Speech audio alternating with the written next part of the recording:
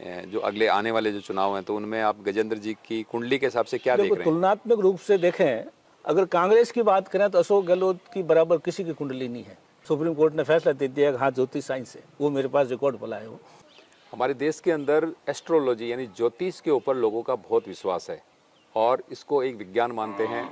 मेरे साथ ज्योतिष विद्या के जानकार अमर सिंह जी चौहान हैं। अमर सिंह जी, सबसे पहले तो आप ये बताइए कि तो आप एक क्षत्रिय होके आपने ज्योतिष का अध्ययन कैसे किया?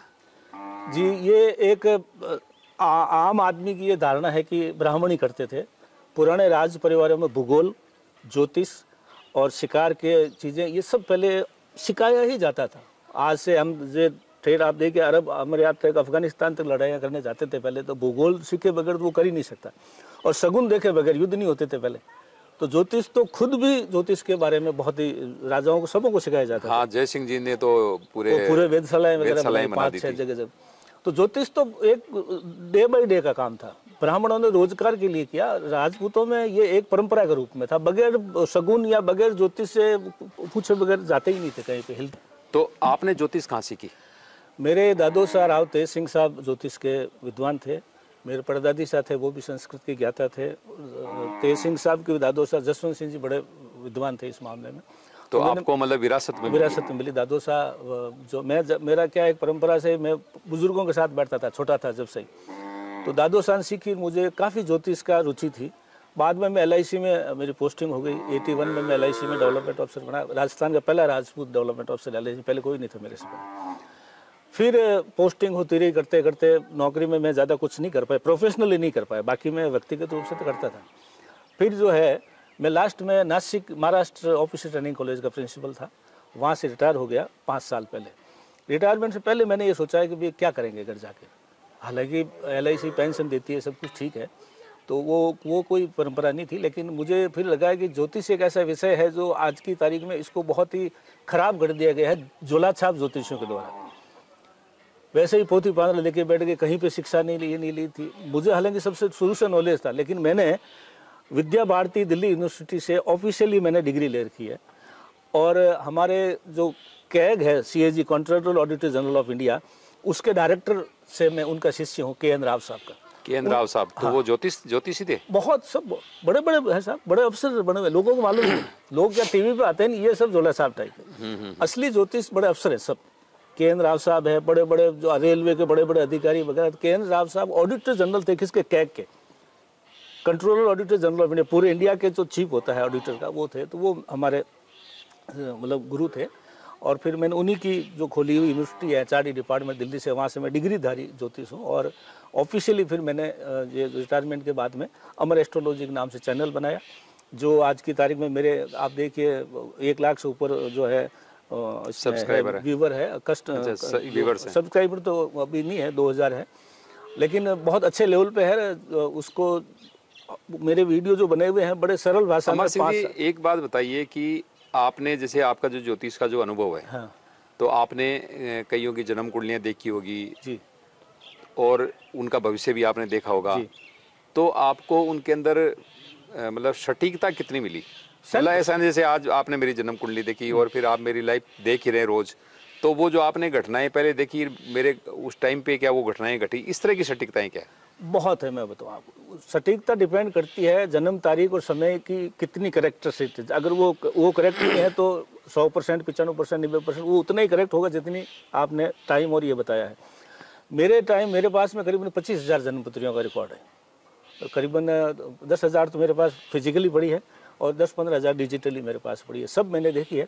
आज दिन तक अपवाद स्वरूप भी किसी आदमी ने मुझे ये नहीं कहा कि आपने जो बताया वो नहीं हुआ। अपवाद स्वरूप भी नहीं कहा, एक आदमी भी नहीं कहा। और मैंने राजा महाराजाओं से, बड़े बड़े IAS, IPS, फॉरेन में IFS, मेरे विदेशों में बाहर बसे हुए लोग बहुत मेरे फॉलोअर हैं।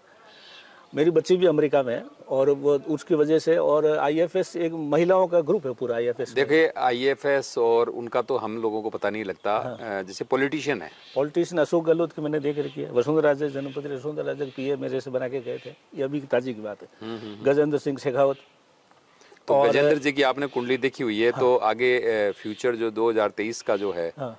जो अगले आने वाले जो चुनाव हैं, तो उनमें आप गजेंद्र जी की कुंडली के हिसाब से क्या देख रहे हैं? तुलनात्मक रूप से देखें, तो हालांकि मेरे तो रिश्तेदार हैं, वो भांजे हैं मेरे परिवार के, लेकिन तुलना अगर विद इन बीजेपी करें वसुंधरा राजे और उनकी, तो वसुंधरा की कुंडली ज़्यादा पावरफुल है।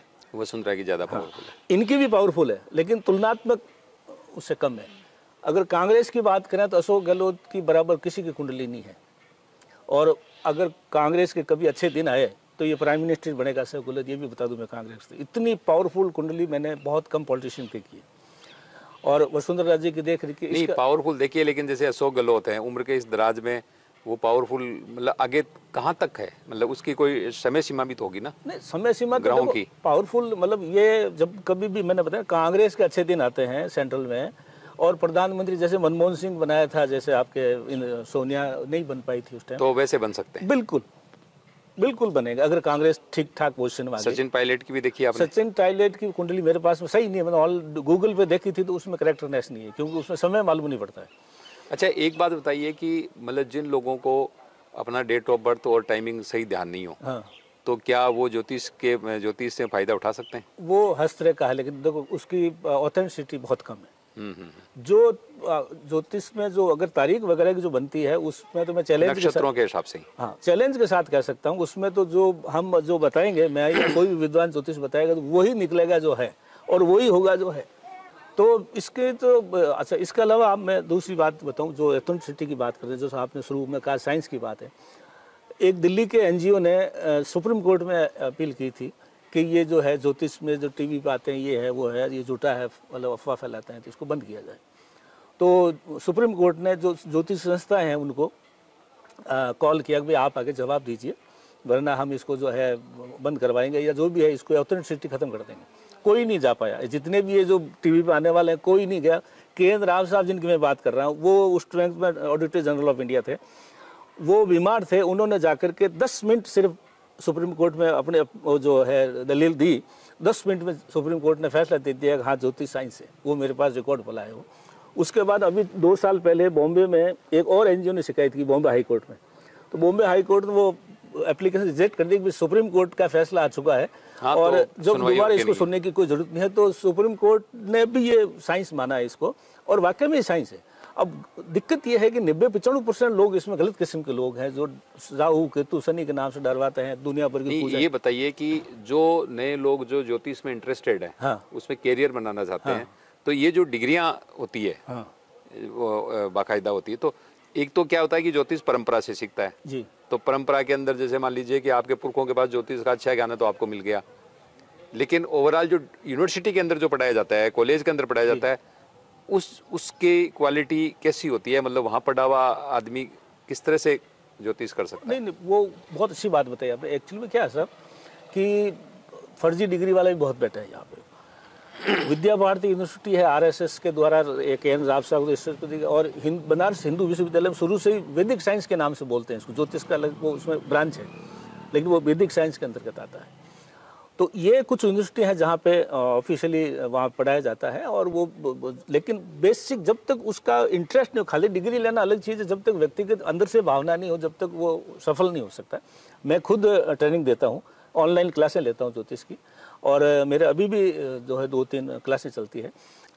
जो सहदेव थे, जो 5 पांडवों में सहदेव, हाँ, जो 5वें पांडव थे सहदेव, ये इनसे बड़ा ज्योतिष कोई नहीं हुआ।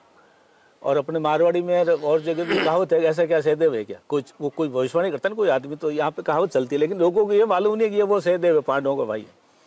तो उन्होंने बहुत ज्योतिष भविष्यवाणी की थी।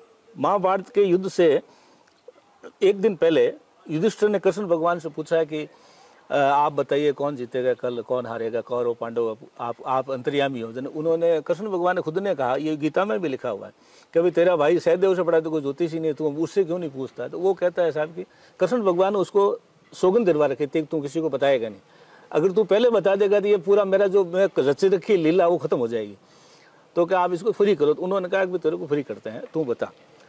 तो वो पशु पक्षियों की बोली भी जानते थे।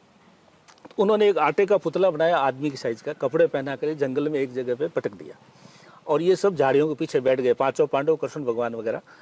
वहाँ पे रात को शियार आए, जो जंगली मरे हुए जानवरों को खाने आते हैं, तो वो शियार जब उस खाने के लिए आगे बढ़े तो एक बूढ़ा शियार पीछे बैठा था। उसने उन शियारों को आवाज़ दी उनकी भाषा में कि भाई ये तो आटे का पुतला है, नकली है, इसके लिए माथाफोड़ी मत करो, कल से यहाँ पे युद्ध होगा और यहाँ पे मोटे ताजे कौरव खूब मरेंगे, उसका मांस खाएंगे। तो कृष्ण भगवान ने बोला कि ये क्या कह रहे हैं, तो सहदेव ने कहा ये कह रहे हैं कि ये आटे का पुतला है, इसको आप मत खाओ, कौरवों की बहुत यहाँ पे लाशें गिरेगी और आराम से कई दिनों तक भोजन मिलेगा। तो ये सहदेव ने कहा था, उसके बाद में ये प्रमाणित हो गया जो युद्ध हुआ। तो इसके अलावा भी बहुत लोग ज्योतिष हुए थे, राजा महाराजा युद्ध करने जाते थे तो ज्योतिष तो पहले होती थी। तो सुना आपने ज्योतिष के बारे में, यदि आप ज्योतिष में करियर बनाना चाहते हैं तो जिस तरह चौहान साहब ने कहा कि किसी अच्छे कॉलेज से या अच्छी यूनिवर्सिटी से जो प्रामाणिक हो, जहाँ पे प्रामाणिक शिक्षा मिलती है, वहाँ से पढ़िए, वहाँ से डिग्री लीजिए और उसके बाद ज्योतिष में भी अपना करियर बनाइए। धन्यवाद।